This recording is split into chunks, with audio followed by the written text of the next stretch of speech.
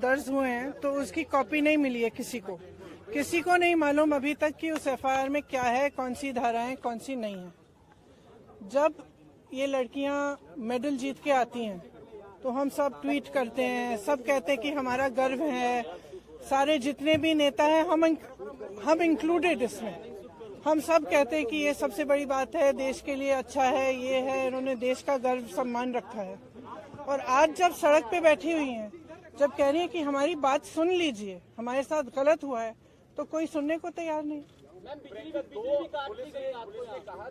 मैंने आपसे, आप बार बार यही कह रहे हैं, मैंने आपसे कहा ना, अगर एफआईआर दर्ज हुए हैं तो कम से कम इनको दिखाना चाहिए कि क्या है, कॉपी देनी चाहिए। मैं आपको पुलिस का स्टैंड बता रहा हूँ। पुलिस का ये कहना है कि 2 एफआईआर उन्होंने इंडिविजुअली दर्ज किए हैं। एक पॉस्को एक्ट, क्योंकि एक माइनर लड़की है, उसकी शिकायत पर पॉस्को एक्ट की धाराओं में, दूसरी जो है छेड़खानी के आरोप में, जो कि सीनियर महिला पहलवानों ने की है। और अब इन्वेस्टिगेशन को लेकर जो होना चाहिए, उसको लेकर आपका क्या कहना है? दूसरा ये अरेस्टिंग की जो बात, देखिए सीधी सी बात है, इतने जो सीरियस एलिगेशंस हैं इस शख्स के बारे में, तो पहले रिजाइन तो करें, उनको पद से तो हटाएं। जब तक पद पे हैं तब तक प्रेशर डालते रहेंगे, तब तक करियर बर्बाद करते रहेंगे लोग। इन्वेस्टिगेशन चल रहा है, इसका मतलब क्या है?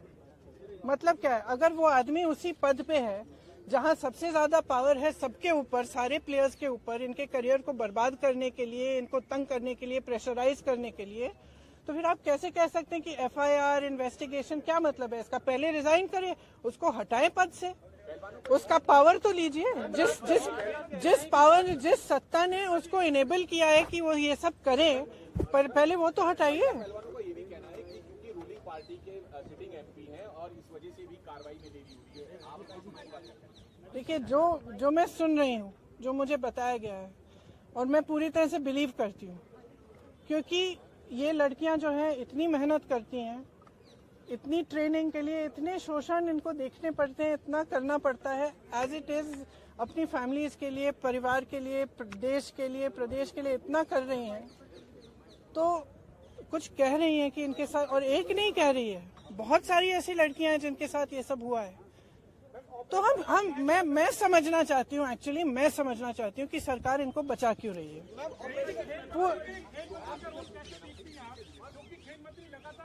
बातचीत कर रहे थे, एफआईआर कभी भी हो सकती है, हमने कई राउंड की बातचीत करी।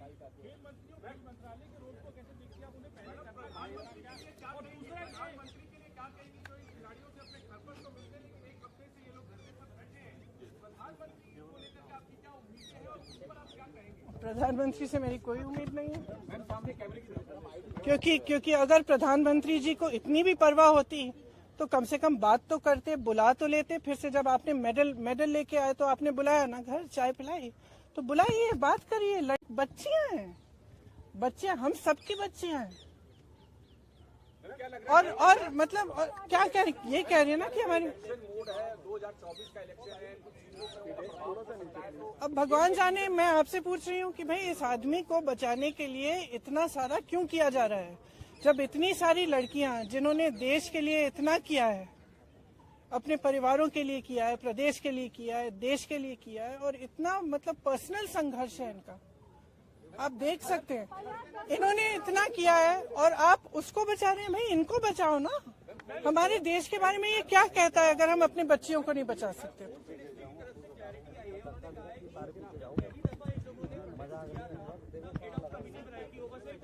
देखिए, आप भी जानते हैं, हम भी जानते हैं कि कमेटियां क्या होती हैं। बात टालने का काम होता है कमेटियां। हम कमेटी बना रहे हैं, आप कमेटी के साथ बात कर लो, आप, और फिर बात खत्म। यही चाहती है ना सरकार। क्यों? चाहे आप उत्तर प्रदेश के एक गांव में देखिए, चाहे कहीं पे भी देखिए, जब महिला का शोषण होता है तो सरकार मौन हो जाती है, चुप हो जाती है। उस बेचारी महिला को हर जगह जाकर एफआईआर दर्ज नहीं होता, एफआईआर दर्ज होता है तो उसकी कॉपी नहीं मिलती। ये कोई नई कहानी नहीं है, लेकिन इन लड़कियों में इतना दम है, इतना आत्मविश्वास है और इतनी करेज है, ब्रेवरी है कि ये लोग खड़े हैं और कह रहे हैं कि हम ये होने नहीं देंगे।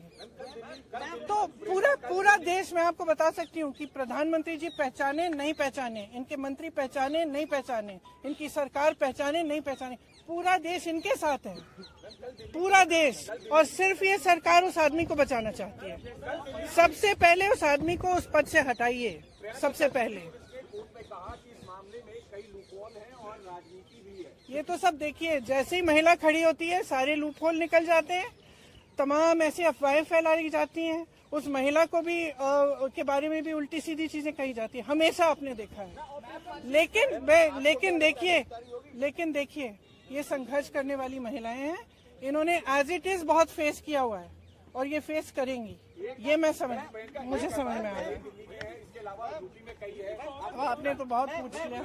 ऑपरेशन शीश महल में टाइम्स नाउ ने दिखाया कि अरविंद केजरीवाल ने अपने घर में 44 करोड़ उन्होंने खर्च किया सिर्फ इंडिया डिजाइन। देखिए आपको पॉलिटिसाइज करना है ये सब, नहीं तो मैं चली जाती हूँ, क्योंकि इसीलिए मैं, यही तो बात है। तो एक्शन तो तब होगा जब पब्लिक प्रेशर आएगा।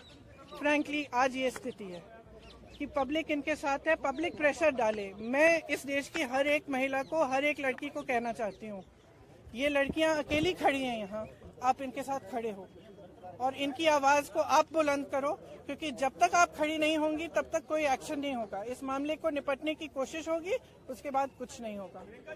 तो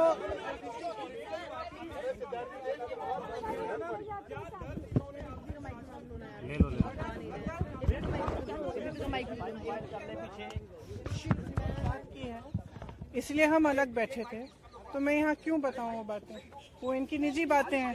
लेकिन मैं इतना बताना चाहती हूँ कि मुझे इन पर बहुत गर्व है कि ये आज इस चीज को लेकर खड़े हुए हैं और इसमें कोई पॉलिटिकल बात नहीं है। इसका राजनीतिकरण बिल्कुल नहीं होना चाहिए, और अगर होगा तो एक बहुत बड़ी शेम होगी और हम सबको इनके साथ खड़ा होना चाहिए। बस इतनी सी बात।